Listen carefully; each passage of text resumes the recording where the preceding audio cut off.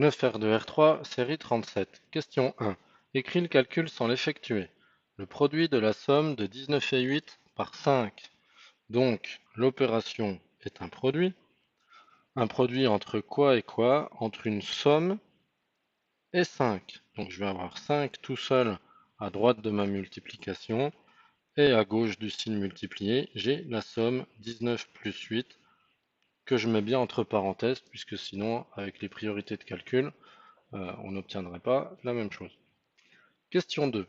28 plus 2 fois 4 moins 4. Priorité au 2 fois 4. Donc 28 plus 8 moins 4, ce qui fait donc de gauche à droite 36 moins 4, et donc 32. Question 3. Trace toutes les diagonales de ce pentagone. Donc les diagonales vont passer par deux sommets non consécutifs. Ici on a 5 sommets puisque c'est un pentagone.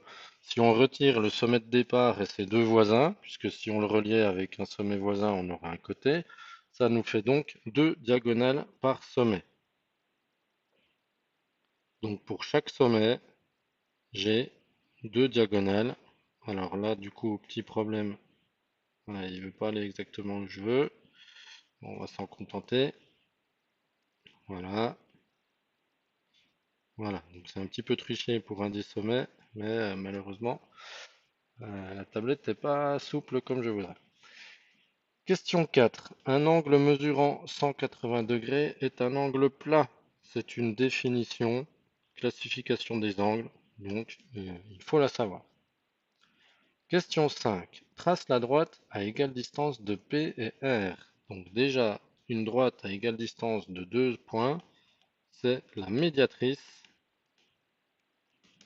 du segment correspondant. Donc ce qu'on cherche, c'est la médiatrice du segment PR. Donc la construction peut se faire à la règle et à l'équerre. Donc on cherche le milieu et par ce milieu, on trace une perpendiculaire. Elle peut se faire également au compas. En général, on préfère cette construction-là car plus précise.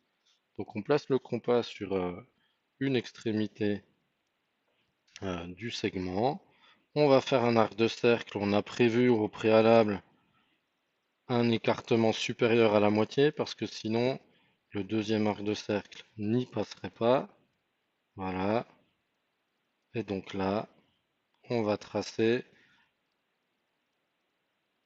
Voilà. Et les deux points d'intersection que j'obtiens sont deux points équidistants de P et de R, donc deux points qui appartiennent à cette médiatrice.